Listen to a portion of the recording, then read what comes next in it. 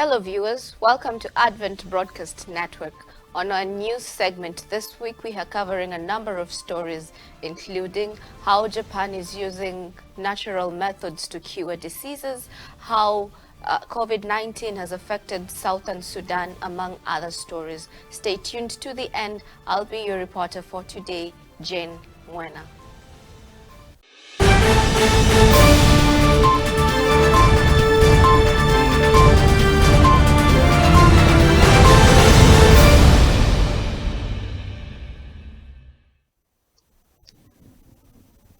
In Japan, headquarters employees try a natural remedies plan. The Health Ministry's Department of Japan Union Conference, JUC, conducted an experimental 5-day New Start Health program for JUC office workers from September 28th to October the 2nd of 2020 to improve health physically, mentally, and above all, spiritually. 12 JUC workers participated in the trial program. Health leaders in Japan were interested in experiencing the power of Adventist health methods rather than going out to a special place and staying in nature as they have in the past. They continued to work at the office as usual.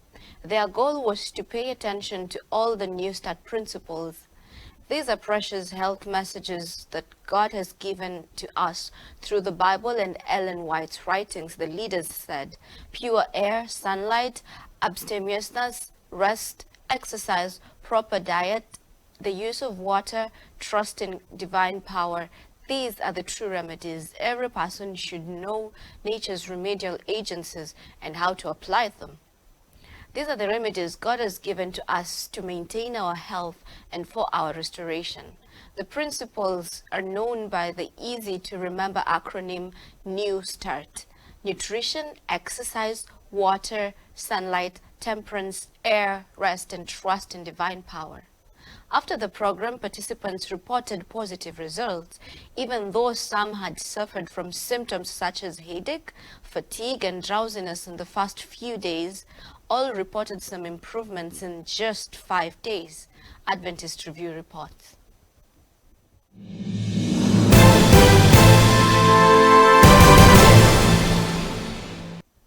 Female Adventist leaders recognized. The Association of Adventist Women awarded 8 distinguished women and men on November 15th at its annual awards program via Zoom.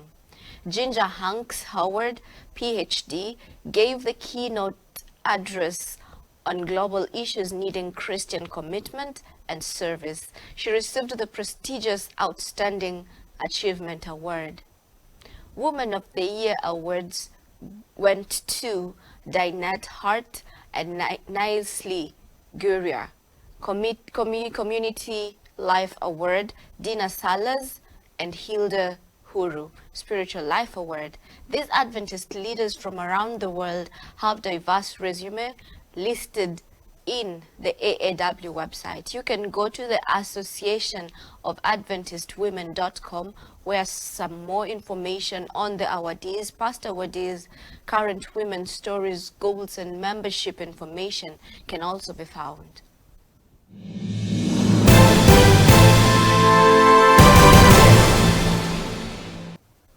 Community Engagement Initiative, COVID-19 tests. On Tuesday, November the 17th, the Oakwood University Church, OUC, in partnership with Huntsville Hospital, administered COVID-19 tests to community residents, church members, and students. Expecting approximately 200 persons to utilize this service, Huntsville Hospital brought tests to accommodate this number. Nevertheless, prior to 1 p.m.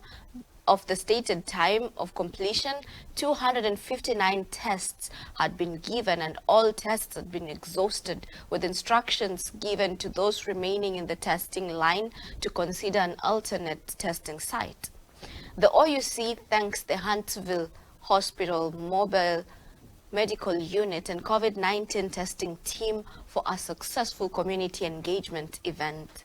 The fourth and final OUC Community Engagement Initiative for the month of November took place on Tuesday, the 24th of November, as the Oakwood University Church offered a massive Thanksgiving food giveaway.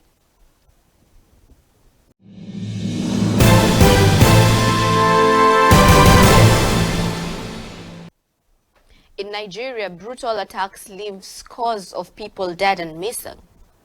Vatican News reports that villagers on Sunday buried 43 farm workers killed in an attack by suspected Islamist militants, while security forces search for dozens who were reported still missing. Eyewitnesses described a group of men who arrived on motorbikes and beheaded around 30 of the victims during the attack, which began on Saturday morning in the village of Zabarmari. Residents said at least 70 people are feared dead. 10 women are amongst those who are missing.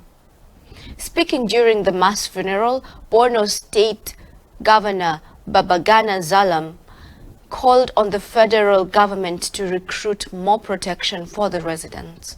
Food prices in Nigeria have risen dramatically over the past year, driven by flooding, border closures, and insecurity in some food-producing areas. While there was no claim of responsibility for the attack, such massacres have been carried out in the past by Boko Haram or the Islamic State West Africa province. Both terrorist groups are active in the area, where Islamic militants have killed at least 30,000 people in the past decade. More than 2.5 million others have been displaced. The UN estimated that at least 110 people were killed across the geolocation government area of Borno State this weekend. Authorities have voiced their alarm, with Nigerian President Muhammad Buhari, who condemned the killings.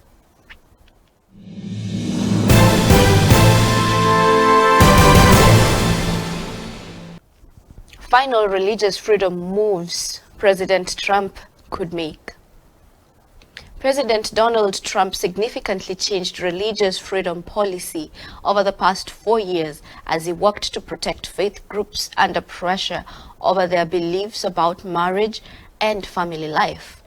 He offered relief to religious objectors to birth control, faith-based foster care agencies, and people of faith in the medical field, and ordered federal officials to strengthen religious freedom protections in the activities they oversaw. Despite losing his re-election bid, Trump may not be done shaking things up. Before leaving office in January, his administration could finalize and publish several regulations aimed at loosening the restrictions on religious organizations receiving government money, changes that would take incoming officials months to unwind if they ever wished to do so.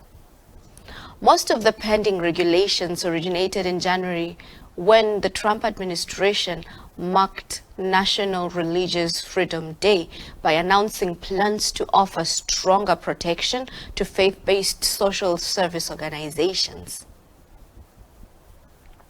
9 federal agencies, including the Departments of Justice, Education, Health, and Human Services, released proposed rule changes at the time, and their proposals are only just now nearing the end of the rulemaking process. This is as reported by Deseret News.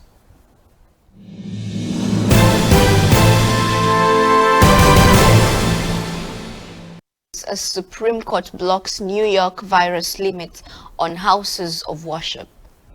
The U.S. Supreme Court has barred the state of New York from enforcing church attendance restrictions in areas especially affected by the coronavirus. Recently confirmed Justice Amy Barrett was on the side of the majority of the 5-4 vote on Wednesday, Adventist reports writes. The 3 liberal justices of the Supreme Court, as well as Chief Justice John Roberts, dissented. Andrew Wang, North Pacific Union Conference General Counsel and Director of Public Affairs and Religious Liberty issued a statement following the Supreme Court decision. In the statement, Wang advised churches not to ignore health guidance. A number of denominational units have issued similar guidelines. New York Governor Andrew Cuomo had issued an executive order categorizing certain businesses as neutral but restricted religious gatherings in designated COVID-19 zones to no more than 10 to 25 people. Under the executive order, essential services included acupuncture facilities, campgrounds, garages, factories, and transportation facilities.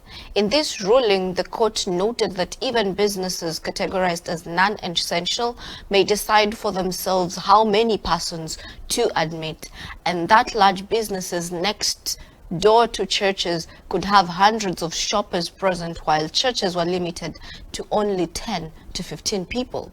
In the meantime, NPUC churches are urged to continue to be vigilant, observe state and local guidelines, and avoid unnecessary risks.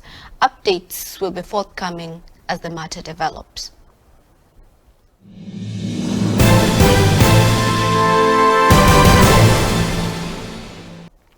Global Adventist Internet Network.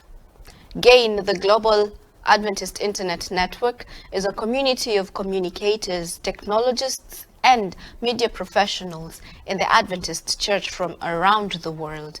Through the network, they seek to foster the use of communication, technology, media, and internet to help the Adventist Church carry out its mission.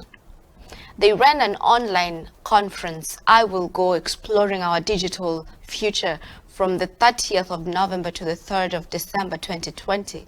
During the 2020 GAIN online platform, people who have succeeded in the digital space got to share how their ministries are successful, including the best practices and tips.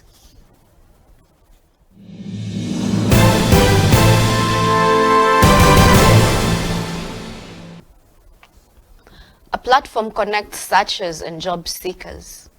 In Brazil, more than 1.5 million jobs have been lost during this pandemic period.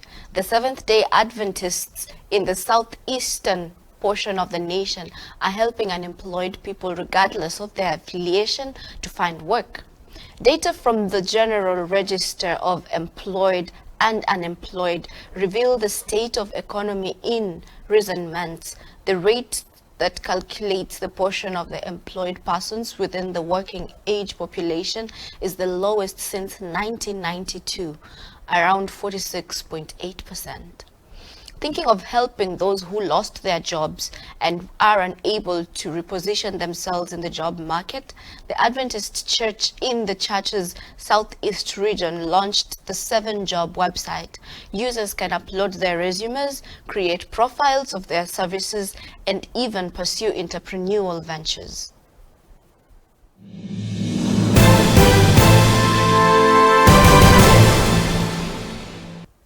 Second coronavirus wave hits South Sudan. A second wave of the coronavirus is believed to be underway in South Sudan, owing in part to an influx of refugees who are fleeing conflict in Ethiopia, as well as South Sudanese refugees returning home from Rwanda and Uganda. This is as reported by Church News. Limited testing facilities mean that, on paper, the country appears to have had only 3,000 cases of the virus. The real figure is thought to be far higher. The International Monetary Fund last week gave South Sudan an emergency loan of $52 million to help the country weather the economic shock of the pandemic. This is the first time that South Sudan has received funds from IMF. South Sudan's economy is dependent on oil exports, which have undergone a sharp decline in price during the pandemic. After years of conflict and weather-related hardships, half the population of South Sudan is facing hunger and malnutrition, and 40% of the population are internally displaced or living as refugees in neighboring countries.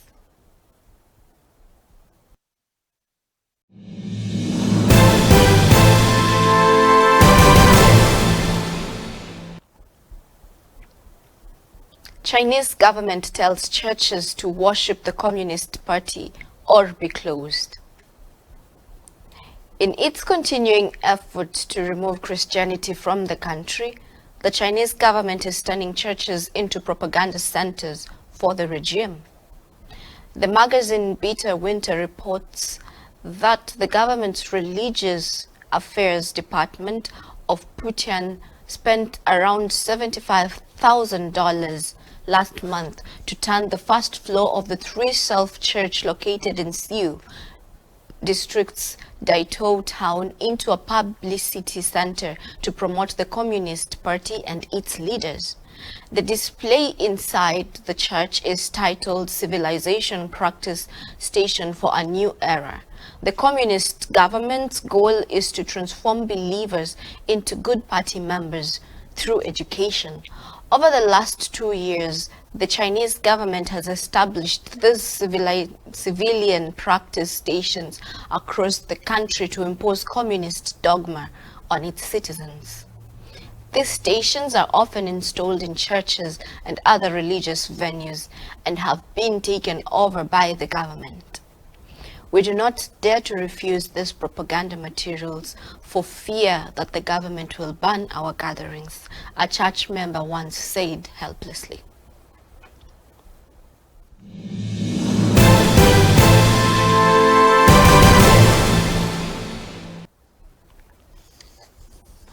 And that brings us to the end of our news segment today. It's been nice having you around. Thank you so much for tuning in to the end.